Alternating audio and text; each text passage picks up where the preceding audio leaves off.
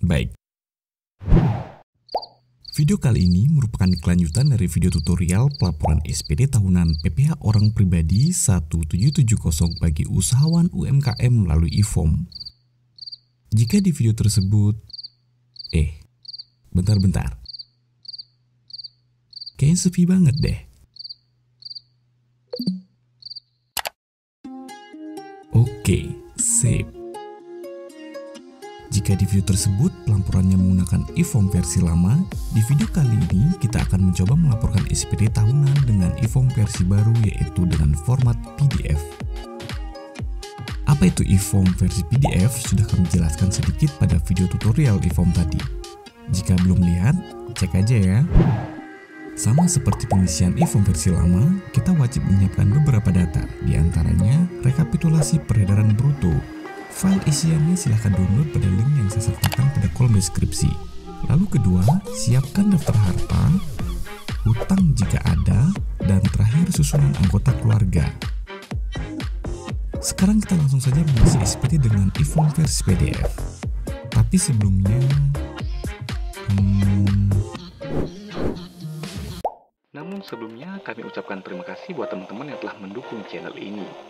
Dan buat teman-teman yang belum subscribe sudahlah, pokoknya subscribe aja ya. Selamat datang di Funtext dan oke, mari kita mulai.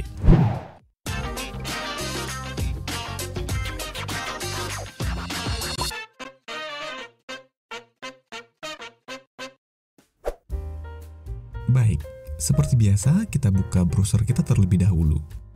Teman-teman bisa menggunakan browser Mozilla Firefox atau Google Chrome. Pada tutorial kali ini saya menggunakan Mozilla Firefox. Ketikkan alamat djponline.pajak.go.id pada kolom pencarian. Jika sudah daftar dan bisa login di DJP Online, teman-teman tinggal memasukkan NPWP, password, dan kode keamanan.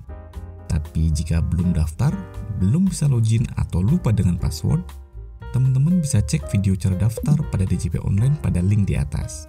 Baik, di tutorial kali ini saya anggap sudah daftar dan bisa login di DJP Online. Lalu masukkan NPWP, password, dan kode keamanan. Lalu pilih login. Berikut tampilan DJP Online ketika kita telah berhasil login. Untuk melakukan pelaporan, kita pilih menu lapor. Di tampilan lapor ada pilihan e-form dan e-filing. Untuk e-form ada dua pilihan, yaitu e-form PDF versi baru dan e-form versi lama. Oke, kali ini kita pilih e-form PDF versi baru. Silahkan baca di bagian fact atau pertanyaan umum jika diperlukan.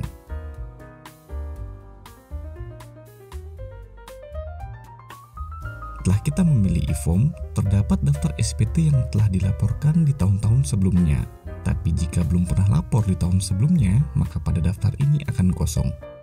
Untuk e-form versi baru, kita wajib menginstal Adobe Reader versi terbaru.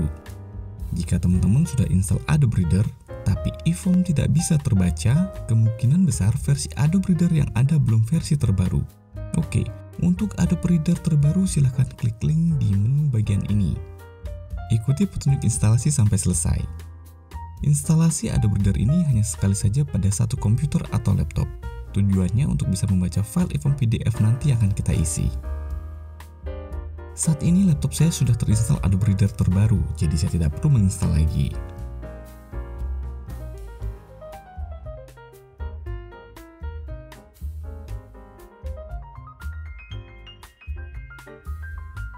Jika Adobe Reader telah terinstall dengan benar, kita akan memulai buat SPT dengan memilih bagian Buat SPT.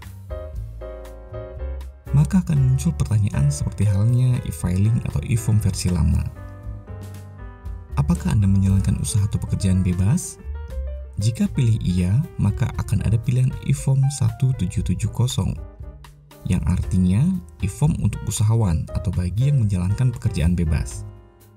Jika pilih tidak, berarti Anda adalah seorang pegawai, dan nanti akan muncul pilihan e-form 1770S dan 1770SS. Baik, di video kali ini kita akan pilih e-form 1770. Lalu kita isi tahun pajak 2020 dan normal. Pembetulan diisi jika kita ingin membetulkan SPT tahun pajak yang sama yang sudah pernah kita kirim sebelumnya.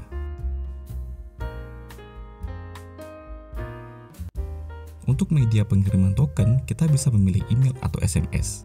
Kali ini saya pilih email. Jika kita ingin melakukan impor data, silahkan pilih laman e-form PDF untuk melakukan download contoh file format impor. Jika kita tidak ingin melakukan impor data, abaikan saja, lalu kita pilih kirim permintaan. Maka akan muncul notif sukses dan file e-form PDF secara otomatis akan terdownload. Silakan buka file e-form PDF di folder download, dan di email akan masuk kode verifikasi yang nanti kita akan gunakan untuk mengirimkan SPT melalui submit. Jika Adobe Reader kita telah terinstall dengan benar, maka file e-form akan bisa terbuka. Mulai langkah ini, kita sudah bisa mengisi e-form tanpa koneksi internet. Mari kita isi e-form satu persatu, dimulai dari lampiran 17704 bagian harta, hutang, dan susunan keluarga. Pastikan bagian ini terisi tahun pajak 2020 dan dengan masa pajak Januari atau 01 sampai Desember atau 12. Lalu kita lanjut ke pengisian. Bagian A, harta pada akhir tahun. Bagian ini wajib diisi. Selama masih ada indikator berwarna merah, kita diwajibkan mengisi dan tidak bisa melanjutkan ke langkah selanjutnya jika belum terisi. Oke, kita coba isi. Pertama, kode harta. Ada banyak pilihan, silahkan scroll ke bawah dan pilih salah satu yang sesuai. Kali ini saya contoh pilih uang tunai. Kedua, nama harta, kita isi saja uang tunai. Ketiga, tahun perolehan, kita isi 2020. Keempat, nilai perolehan, kita isi jumlah uang di akhir tahun. Misal kali ini saya isi 5 juta rupiah. Dan terakhir, keterangan, kita isi saja uang tunai lagi. Untuk menambah harta lainnya, klik tombol tambah di sini. Lalu kita isi seperti langkah sebelumnya tadi. Kali ini saya isi dengan jenis harta yang lain. Jika bagian harta telah terisi, kita lanjut ke bagian B, kewajiban atau hutang. Kita isi kode hutang, nama dan alamat pemberi pinjaman, tahun peminjaman, dan jumlah peminjaman. Pada bagian kode peminjaman ada 4 pilihan pinjaman. Silahkan pilih yang sesuai. Yang perlu diperhatikan adalah bagian jumlah pinjaman. Jumlah pinjaman yang diisi adalah jumlah pinjaman posisi di tanggal 31 Desember 2020. Baik, mari kita isi. Sama seperti pengisian harta, pilih tombol tambah jika ingin menambah jenis pinjaman lainnya. Jika tidak ada hutang atau pinjaman, bagian ini bisa kita lewati atau kosongkan saja. Jika sudah terisi, kita lanjut ke bagian C, yaitu daftar susunan keluarga. Ada 4 bagian yang harus diisi pada bagian ini, yaitu nama, NIK, hubungan keluarga, dan pekerjaan. Mari kita isi. Jika anak bersekolah, pada bagian pekerjaan isi saja pelajar atau belum bekerja. Pada bagian ini, jika status perkawinan Anda adalah TK0, maka pada bagian ini tidak perlu diisi. Kita sudah lengkap mengisi lampiran 17704. Untuk bisa lanjut ke langkah berikutnya, pastikan tidak ada kolom atau indikator yang berwarna merah. Jika masih ada kolom berwarna merah, kolom tersebut harus diisi atau dihapus terlebih dahulu.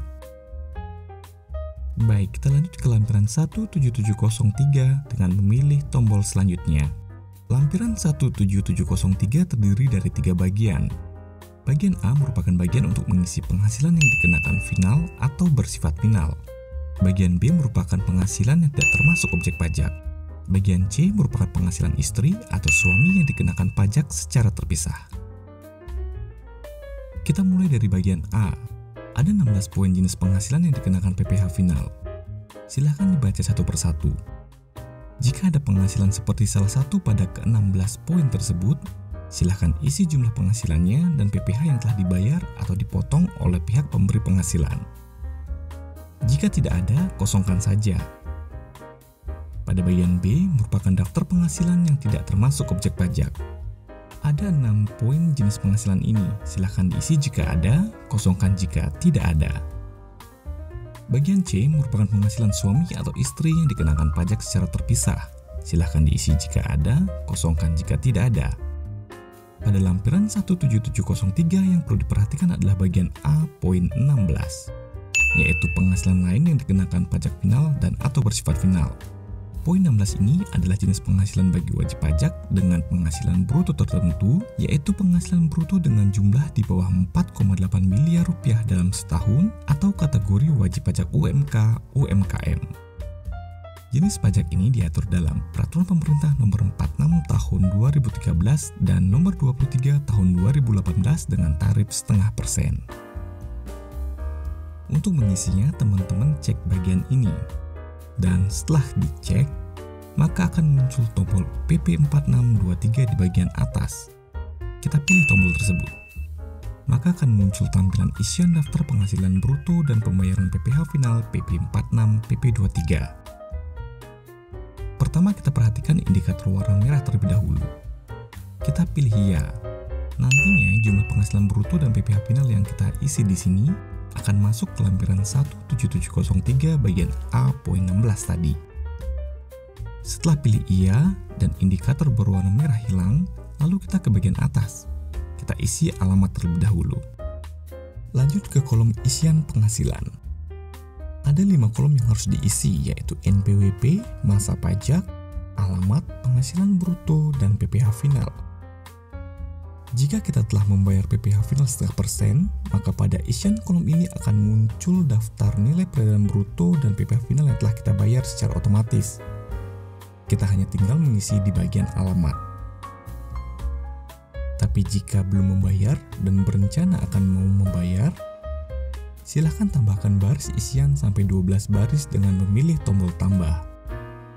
Jika kita kelebihan menambahkan baris, kita bisa menghapusnya dengan tombol hapus ini.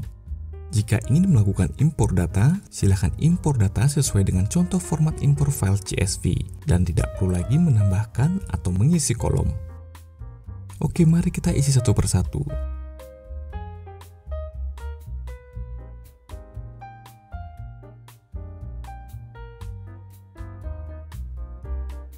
Jika semua sudah terisi dan tidak ada indikator berwarna merah, kita lanjut dengan memilih tombol selanjutnya ke lampiran 17702.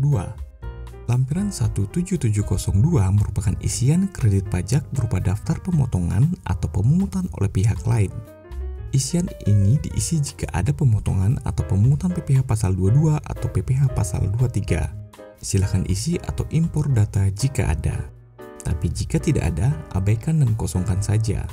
Kita lanjut ke halaman selanjutnya, yaitu lampiran 17701 halaman 1. Jika teman-teman hanya mengisi penghasilan bruto dengan tarif 0,5%, maka pada bagian ini akan kosong dan tidak ada yang perlu diisi. Bagian ini diisi bagi wajib pajak yang menjalankan pekerjaan bebas dan melakukan pembukuan berupa laporan laba rugi dan neraca. Jadi pada bagian ini diabaikan saja. Kita lanjut ke halaman selanjutnya ke lampiran 17701 halaman 2. Pada lampiran ini terdapat 3 bagian, yaitu bagian B adalah merupakan penghasilan neto dari usaha atau pekerjaan bebas. Pada bagian ini tidak perlu diisi jika kita menggunakan skema PPh final dengan tarif 0,5% dan melakukan pencatatan. Bagian ini diisi bagi wajib pajak yang menggunakan skema tarif pasal 17, yaitu bagi yang memiliki penghasilan bruto atau omset sebesar 4,8 miliar rupiah atau lebih dalam setahun. Dan juga bagi pekerjaan bebas seperti dokter, notaris, pengacara, agen asuransi, dan lain-lain. Jadi untuk wajib pajak kategori UMKM dengan tarif 0,5% pada bagian ini diabaikan saja. Lalu bagian C merupakan bagian penghasilan neto dalam negeri sehubungan dengan pekerjaan. Bagian ini diisi bagi wajib pajak yang memiliki penghasilan lain sebagai karyawan selain penghasilannya dari usaha.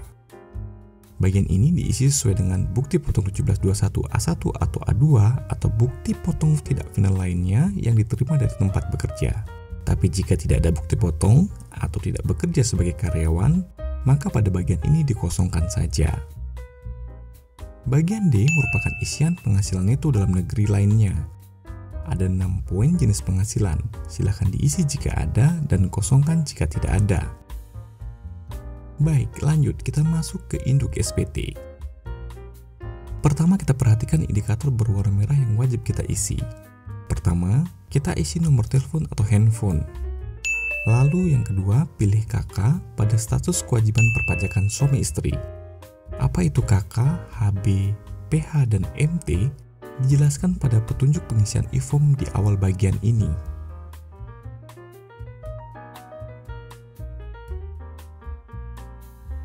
Lalu kita isi bagian penghasilan tidak kena pajak. Kali ini saya isi contoh K dengan 0 tanggungan, maka angka rupiah di sebelah kanan akan otomatis terisi. Setelah itu, indikator merah berikutnya adalah tanggal pengisian SPT. Kita isi saja tanggal hari ini. Silahkan baca bagian pernyataan. Lalu untuk mengirimkan SPT, kita pilih submit di bagian pojok kanan atas. Kita sudah sampai di bagian akhir pengisian e-form. Perhatikan indikator berwarna merah di bagian ini. Kita wajib mengupload file rekapitulasi peredaran bruto, dan file yang diupload diwajibkan file berupa PDF dengan maksimal ukuran file sebesar 5 MB. Untuk mengisi rekapitulasi tersebut, silahkan download file Excel pada link yang saya sediakan di kolom deskripsi. Silahkan isi file tersebut, lalu dicetak, ditandatangani, dan scan ke dalam bentuk PDF, lalu upload pada bagian ini. Jika sudah, kita ke bagian kode verifikasi. Silahkan cek email untuk mengambil kode verifikasi dan masukkan kode tersebut pada kolom ini. Langkah terakhir adalah submit SPT. Langkah terakhir ini membutuhkan koneksi internet. Jika sudah terhubung internet, silahkan pilih submit. Jika muncul tampilan seperti ini, pilih allow. Dan akan muncul notifikasi submit SPT berhasil seperti ini. Dan selamat, teman-teman sudah berhasil melaporkan SPT tahunan PPh orang pribadi. Dan untuk bukti penerimaan elektronik, teman-teman bisa cek email kembali atau bisa dicek pada beranda arsip SPT.